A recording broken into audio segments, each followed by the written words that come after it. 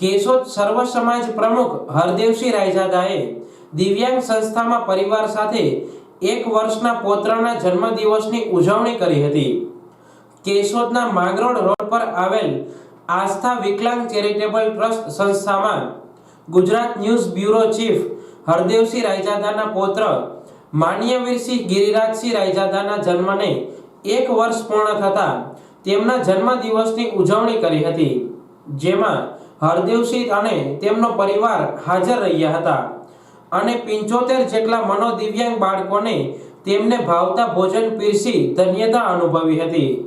આ પ્રસંગે હરદેવસિંહ રાયજાદા અને તેમની સાથે આવેલા તેમના પરિવારના સદસ્યોએ એક વિકલાંગ બાળક સાથે નજીકથી વાતો કરી તેને વિકલાંગ સંસ્થામાં કેવું લાગી રહ્યું છે, તેઓ ક્યાંથી આવે છે, તેમનું ભણતર શું છે તેવા સવાલો કર્યા હતા।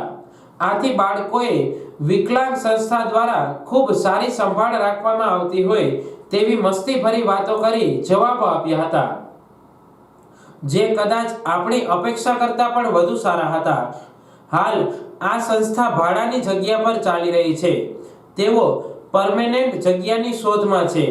ત્યારે આ સંસ્થામાં જન્મજાતથી મનોદિવ્યાંગ હોય તેને જન્મ બાદ માનસિક વિકલાંગતા આવી હોય તેવા નાનેથી લઈ મોટી ઉંમરના કે જેમાં કોઈ સંખ્યા મર્યાદા ન હોય તેવા ઉચ્ચ અભ્યાસ કર્યો હોય તેઓ મળીને કુલ 75 જેટલા મનોદિવ્યાંગ બાળકો છે, જેનું આ સંસ્થાના જયેશભાઈ ભટ્ટ, તેમના ધર્મપત્ની ઉષાબેન, તેમના સ્ટાફમાં શૈલેષભાઈ, ઇન્દુબેન, માયાબેન, રમીબેન, હેતલબેન, નિલેશભાઈ, જયગીરી, નિકિતાબેન, ગૌતમભાઈ, જાગૃતિબેન, અલકાબેન સહિતનાઓ રાત દિવસ મનોદિવ્યાંગોની સાથે જોડાઈ તેમનું લાલન પાલન કરી રહ્યા છે।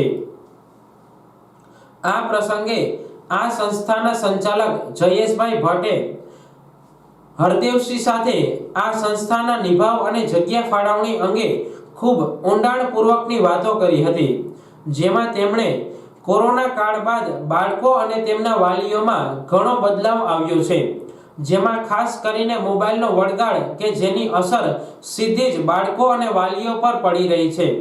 કોરોના પહેલા 50 જેટલા બાળકો હતા, જે વધીને 75 જેટલા થયા છે। કોરોના કાળ બાદ આ સંસ્થામાં વિકલાંગ બાળકોની સંખ્યા વધવામાં 3 કારણો સામે આવ્યા છે। પ્રથમ કારણ, નાની વિકલાંગ સંસ્થાઓ બંધ થઈ। બીજું કારણ, બાળકોની માનસિકતા પર કોરોના કાળની અસર પડતા માનસિક વિકલાંગતા આવી। ત્રીજું કારણ, બાળકોની માનસિકતા બદલાતા તેમના માતા-પિતાએ વિકલાંગ બાળકો સાથેની દૂરી બનાવવાની શરૂઆત કરી।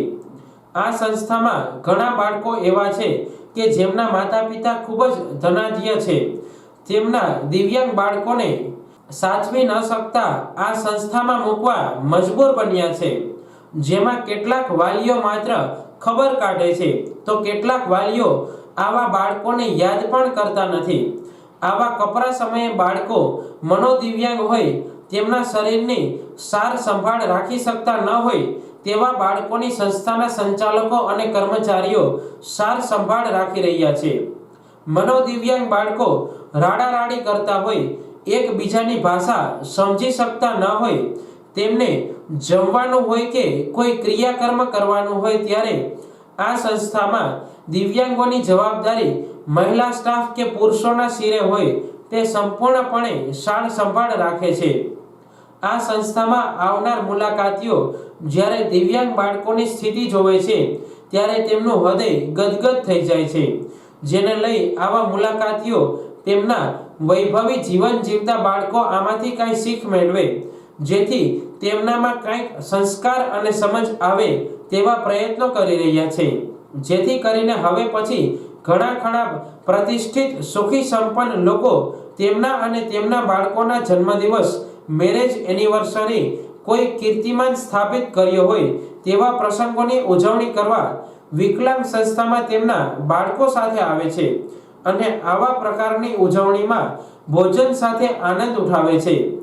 એવી જ રીતે હરદેવસિંહ રાયજાદા, તેમના ધર્મપત્ની, પુત્ર ગિરિરાજસિંહ, તેમના પરિવારના સભ્યો બળદેવસિંહ ગોહિલ, મયુરસિંહ રાયજાદા સહિતના મિત્ર મંડળે માન્યવીરસિંહના જન્મને 1 વર્ષ પૂર્ણ થતાં કેક કાપી બાળકોને ભાવતા ભોજન પીરસી બર્થડેની ઉજવણી કરી હતી. મારું નામ જયેશ ભટ્ટ, આસ્થા વિકલાંગ ચેરિટેબલ ટ્રસ્ટના મેનેજિંગ ટ્રસ્ટી. આજ રોજ Gujarat chief news bureau Hardevsinh Raizada અમારી આસ્થા વિકલાંગ ચેરિટેબલ ટ્રસ્ટની સંસ્થાએ આવ્યા અને તેમના પૌત્ર માન્યવીર શ્રી ગિરિરાજસિંહ રાયજાદાનો પ્રથમ જન્મદિવસ એમણે નક્કી કર્યું કે આપણે આ દિવ્યાંગ બાળકો સાથે ઉજવીએ અને તેમનો સમગ્ર પરિવાર આસ્થા વિકલાંગ ચેરિટેબલ ટ્રસ્ટમાં આવી અને અમારા દિવ્યાંગ બાળકોને ભાવતા ભોજન પીરસાવી અને ખૂબ જ આનંદમાં આવી ગયા. અને અમારા દિવ્યાંગ બાળકોની પરિસ્થિતિ જાણી અત્યારે સમાજમાં ઘણા બધા આવા બાળકોનું વધારે પ્રમાણ થતું જાય છે.